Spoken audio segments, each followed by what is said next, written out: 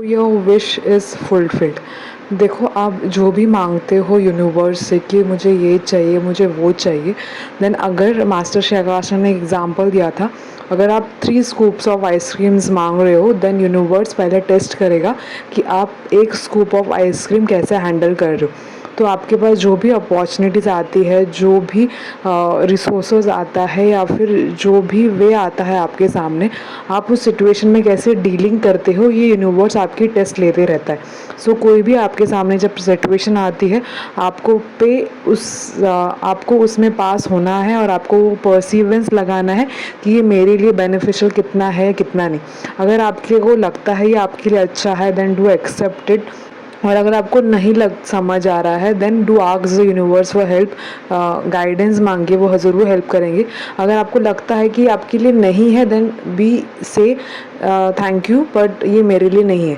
यानी आपको ये 3 चीज़ों का बैलेंसिंग समझ में आना चाहिए कि आपको कब हाँ बोलना है, कब आपको सवाल करना है या फिर हेल्प मांगना है, या फिर आपको सही में ना बोलना है। ये चीज़ों का ध्यान रखना। तो अगर आपके पास जो भी अपॉर्चुनिटीज़ आती है, आप उसे कैसे देखते हो, ये बहुत मैटर करता है। तो आपने अगर कुछ मांगा है, अगर उसके रिलेटेड ही कुछ आपके सामने अपॉर्चुनिटीज़ आ रही है, तो अगर यहाँ पे आपने गलत आपका रिएक्शन दे दिया तो सारा गड़बड़ हो जाएगा, राइट। यूनिवर्स का सिग्नल्स गलत जाएंगे। तो अभी आपका एक्शन मैटर करता है कि आप कैसे एक्शन लेते हो और वो सिचुएशन को कैसे परसीव करते हो। तो अगर आपने करेक्ट एक्शन लिया तो ऑब्वियस यूनिवर्स आपको सपोर्ट करेंगे आपके एक्शंस में और आपको हेल्प करेंगे आपकी जर्नी को अनफोल्ड करने के लिए। कोई भी सिचुएशन में हम लोग चेंज एक्सेप्ट नहीं करते इजीली, थोड़ा घबरा जाते हैं। तो आपका यही टेस्ट रहता है कि आप इस सिचुएशन को कैसे देख रहे हो। अगर आप कुछ रिस्क ले रहे हो या फिर कुछ ले रहे हो, then it is needed sometimes. तो आपको ये सारा एनालाइजेशन जो है ना जमना चाहिए कि कब आपके लिए सही है और कब आपको रुकना है, कब आपको सेटबैक करना है या फिर कब आपको उस चीज़ में एक्शन लेना है या फिर कब किसी चीज़ को ना बोलना है। ये सारी चीज़ों को आपको एनालाइज जब आप करोगे, देन आपको हमेशा ये हेल्पफुल रहेगा। आपने ये सुना होगा ना, राइट, जहाँ भक्ति होती है वहाँ श्रद्धा होती है, करेक्ट। बट अगर जहाँ पे फियर है वहाँ पे ट्रस्ट नहीं रह सकता। मतलब एक ही चीज़ एक ही साइड रहेगी, राइट। अगर आप लैक के एनर्जी में हो या फिर अबंडेंस के एनर्जी में है, ये भी मैटर करता है। तो आपके सामने कब कुछ चीज़ें आती है तो आप खुद को कैसे देखते हो, मतलब आप खुद को पहले कैसे परसीव करते हो, ये बहुत मैटर करता है। अगर आप लैक के एनर्जी में हो तो आप के पास वही आएगा, आप सबको वही चीज़ों से देखोगे। अगर आप अबंडेंस की एनर्जी हो तो आप हर चीज़ को वैसे ही एनर्जी से देखोगे। तो आप कैसे देखते हो ये वैसे तब डिसाइड होता है जब आप खुद को कैसे देखते हो। I hope I am clear here, okay.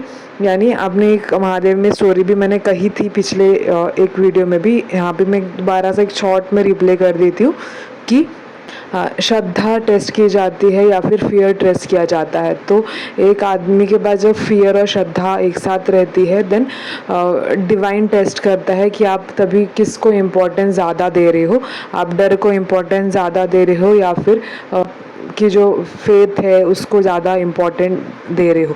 तो अगर आप इस टेस्ट में पास हो जाते हो, देन इट इज़, मतलब ये टेस्ट आपका होता ही है और ये होना चाहिए, करेक्ट। आप ह्यूमन बीइंग हो, आप को इतना सब कुछ राइट्स दिया है सोचने का, देन इतना टेस्ट तो बनता ही है ना आपका। सो हर चीज़ों को देखते हो आप कैसे, ये सारी चीज़ें मैटर करती है। उसके साथ साथ आप खुद को कैसे रखते हो ये मैटर करता है। खुद को आप किस एनर्जी में रखते हो, खुद को आप किस वाइब्रेशन में रखते हो, ये सारी चीज़ें जो है इंटरलिंक्ड रहती है। प्लस विद टाइम आप में एक्सेप्टेंस आ जाता है और आपको समझ आता है कि आपके लिए क्या सही है और क्या नहीं है।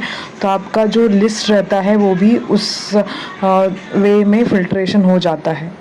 को समझ आता है कि आपको एक्चुअली क्या चाहिए। तो जब तक आपके में ये नीडी एनर्जी रहती है कि आपको क्या चाहिए, आप मांगते रहते हो, बट एक बार आप एक्सेप्टेंस में आते हो, आपको समझ आता है कि क्या आपके लिए एक्चुअली है, देन आपका वो विश फुलफिलमेंट का जो फिल्टरेशन है वो अपने आप होता रहता है। आई होप ये आपको कुछ हेल्पफुल रहा हो। Will meet next time. Thank you and प्रणाम।